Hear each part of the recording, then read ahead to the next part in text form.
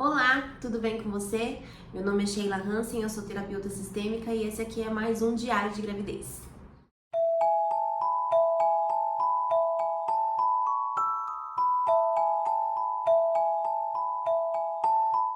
Bom, hoje eu vim aqui para falar um pouquinho sobre como foi o meu primeiro trimestre de gravidez, né? A gente tem já alguns vídeos aqui falando um pouquinho sobre como foi a descoberta da minha gravidez e eu decidi fazer esse diário de gravidez porque muitos de vocês, quando também descobriram, né, que eu estava grávida, queriam saber um pouquinho mais sobre a esfera psicológica e emocional de estar grávida. Então eu tô aqui hoje para poder contar para vocês um pouquinho sobre como foi este primeiro trimestre, tanto em sentido físico como em sentido emocional. Bom, gente, começando pela questão física, eu até anotei aqui algumas coisas para não esquecer de falar para vocês quais foram os sintomas que eu tive.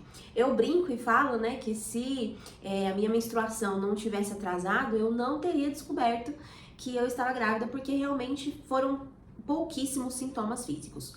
A primeira coisa que eu notei, né, foi um sono muito grande, tá? Então foi um sintoma, assim, físico mais latente em mim, que foi essa sonolência. E se você não sabe, isso é normal no primeiro trimestre, tá? Por causa de um hormônio que fica em oscilação. Esse hormônio, se não me engano, é a progesterona, ele só estabiliza a partir do segundo trimestre. Então, esses primeiros 3 meses de gravidez é normal, é natural que você sinta muito sono. E eu confesso pra vocês que foi uma questão assim pra mim, porque apesar de eu não ter enjoo, de eu não ter muitas dores e nada do tipo, que podia me prejudicar, né, prejudicar a minha rotina, o sono, apesar de não ser, né, desconfortável assim, ele atrapalhou muito na minha rotina. Eu realmente não consegui fazer 1/3 do que existia na minha rotina por causa deste sono. Então, foi um sintoma leve, não desconfortável, eu só precisava dormir, mas que a longo prazo, né, depois de algumas semanas, começou a me perturbar, porque eu percebi que eu tinha zerado, assim, as minhas atividades, eu não conseguia finalizar as minhas atividades que eu já estava acostumada a fazer. Além deste sintoma, eu tive um episódio também de cólica abdominal, e eu sei muito bem por quê, né, que isso aconteceu. Eu tenho uma certa intolerância à lactose e glúten. E fui viajar no final de semana com os amigos e dei uma exageradazinha lá. E aí acabou que eu comecei a sentir um desconforto muito grande, uns 2 dias mais ou menos, com muitas dores abdominais. Cólicas, né, abdominais, mas eu faço, né, eu entendo que não foi nem tanto um sintoma da gravidez, mas sim uma questão alimentar mesmo, né? E uma outra coisa que eu notei também, em sentido físico na gravidez, foram espinhas, né? Desde um processo que eu fiz com biorressonância, a minha pele limpou bastante, ela não tava mais com aquele aspecto de espinhas, de marcas. Mas, durante o primeiro trimestre, principalmente ali no primeiro mês, eu senti, né, que veio algumas espinhas assim nessa região aqui do queixo, aqui perto da boca, algumas espinhas até bem doloridas, que fazia muito tempo que não acontecia. Então, basicamente, foram esses 3 sintomas que eu tive, mas, né, com foco no sono mesmo, que foi o que, de certa forma, atrapalhou mais a minha rotina. Agora, minha gente, em sentido emocional, elas é que são elas. Aí você vai falar assim, Sheila, mas você não é terapeuta, você é toda entendida, né, de emoções e de tudo mais. Como assim? Você sentiu mais sintomas emocionais do que físicos? Pois muito bem, minha gente. Primeiro que eu quero deixar claro aqui que eu não sou perfeita, né? Eu tenho sim alguns conhecimentos, mas eu sou como você. Eu sou humana e eu não estou imune, né, a sentir os efeitos que são naturais de toda mulher que passa por uma gravidez. Se você não sabe, tanto o casamento quanto a gravidez, ela traz à tona traumas, vivências que você já teve na sua vida e que ficam muito latentes nessa fase, né? Então é muito comum que mulheres grávidas, ou quando seu filho nasce, né, você sentir essa dificuldade em ter que criar, né, em ter que estar ali com a sua criança, com o seu bebê, e ao mesmo tempo ter que lidar com dores internas que vêm assim como uma avalanche na sua vida. E não foi diferente comigo, tá? E aí, pra você entender como que o meu emocional ficou bem abalado nesse primeiro trimestre, eu vou precisar explicar para você um pouquinho sobre como foi aí a minha vivência até chegar nessa gravidez, tá?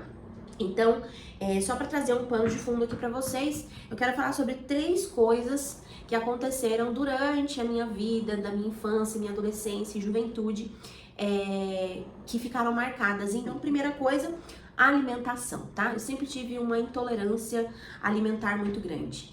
Eu tive dificuldades para fazer a introdução alimentar de muitos alimentos. A minha mãe teve muita dificuldade comigo em relação à alimentação. Ela sempre muito preocupada com as coisas que eu não conseguia comer, e isso perdurou por muitos anos, tá, gente? Até hoje eu ainda tenho muita restrição alimentar. E por causa dessa preocupação que a minha mãe tinha, você vai ficar doente, você não vai aguentar nada, quando você envelhecer vai ser muito difícil, se um dia você ficar grávida você não vai dar conta porque você não come direito, você não pode adoecer porque se você adoecer você não vai aguentar e vai morrer porque você não come as coisas que precisa comer, não tem vitamina, não tem ferro, não sei o que. Então, eu sempre fui bombardeada, não só pela minha mãe, mas por muitas pessoas que conheciam sobre as minhas restrições alimentares, que eu teria dificuldade na minha vida adulta e principalmente se acontecesse algum percalço aí no meio, se eu ficasse doente ou se eu engravidasse. E, gente, eu tive muito medo. Eu tive muito medo de engravidar por muito tempo por conta disso. Inclusive, antes, né, de engravidar, eu passei por um processo em que eu me preparei para ter essa gestação, né? Então eu preparei o meu corpo em relação a vitaminas, eu fiz toda uma desintoxicação, eu realmente me cuidei para que eu pudesse receber este bebê. E justamente por causa disso, eu tive poucos sintomas físicos. Então as pessoas me perguntavam: Sheila, você tá tendo enjoo? Sheila, você tá vomitando? Sheila, você tá isso, você tá aquilo? E não, eu não tô sentindo nada. Por quê? Porque eu estou saudável. Eu preparei o meu corpo para isso. Mas eu não sabia que isso era possível, eu tinha muito medo por causa de todas essas vozes familiares que eram muito latentes em mim, de que eu era uma pessoa frágil, que eu não daria conta de passar por uma situação adversa, né? Uma situação difícil, onde inclusive você coloca a sua vida em risco em prol de uma gestação. Então, eu tinha muito medo por conta disso. Além disso, a minha infância inteira e a minha adolescência foi rodeada por doença e hospitais, né? Então, a minha primeira infância foi muito difícil, tanto a minha quanto do meu irmão. A minha mãe vivia com a gente no médico, a gente tinha muito problema respiratório, muito problema alérgico, a gente vivia em posto de saúde, tomávamos muitos remédios, eles gastaram mesmo muito dinheiro com a gente, com a nossa saúde, porque a gente vivia doente mesmo. E a sala de espera da pediatra era o quintal de casa, né? Então, eu me lembro, eu tenho recordações desses locais, sabe? Eu tenho recordações, inclusive, das médicas, as pediatras que cuidavam da gente quando a gente ainda era muito pequeno. E depois, na minha adolescência, eu melhorei, né? Tanto eu quanto meu irmão, nós melhoramos bastante a nossa saúde, mas nós estávamos rodeados de pessoas que tinham muitos problemas de saúde. Problemas físicos, problemas emocionais. A minha mãe tinha muito problema emocional desde muito cedo. Meu pai desenvolveu um problema grave de saúde por conta da falência dos rins. A minha avó materna, que morou até por um bom tempo com a gente, sofria de consequências de alguns derrames que ela tinha tido. Ela veio a falecer. Depois uma tia materna minha também desenvolveu câncer e também faleceu. Enfim, gente, eram muitas coisas, sabe? Um tio por parte de pai que também faleceu, meu avô que morava em outro estado porque não podia ficar em São Paulo porque a saúde dele ficava muito mal quando ele estava aqui em São Paulo.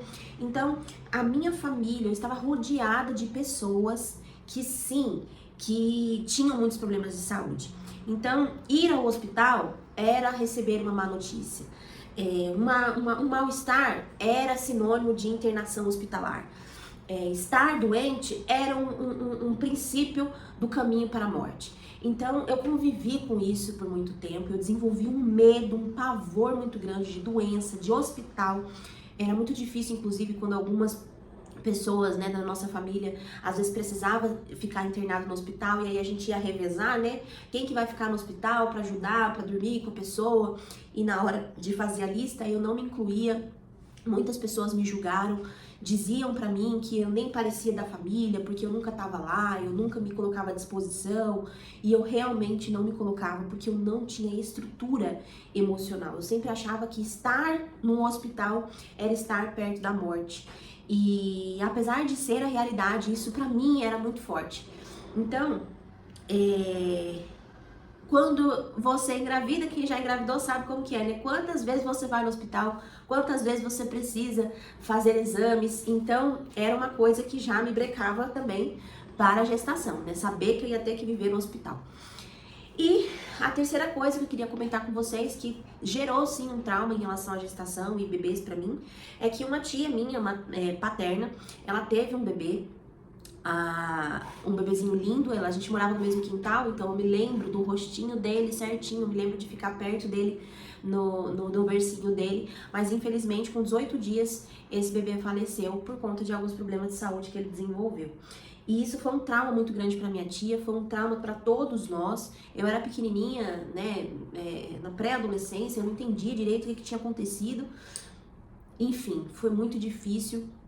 E todas essas coisas que eu contei pra vocês até agora eram coisas que eu pensava, é melhor não engravidar, é melhor não ter um bebê, porque eu sei que pode dar ruim, né? E aí quando eu engravidei, veio tudo isso à tona, veio todos esses medos ao mesmo tempo e me deixou meio paranoica, sabe? Paranoica mesmo, gente, a ponto assim, de eu achar que qualquer coisa eu iria perder o bebê. Então eu dava um espirro, eu ficava, meu Deus do céu, será que o bebê vai sair por causa do meu espirro? Se eu tivesse que ir no banheiro e fazer um pouquinho mais de força, eu tinha medo de fazer aquela força e por acaso gerar a expulsão do bebê da minha barriga. Então assim, eram umas coisas malucas, de achar que alguma coisa iria dar errado. E aí, gente, algumas coisas, algumas circunstâncias desse primeiro trimestre meio que estavam confirmando todos aqueles medos que eu tinha. O que aconteceu? Durante as 4 primeiras semanas, né, eu com esse medo principalmente, porque foi logo no iniciozinho, eu tive um pequeno sangramento.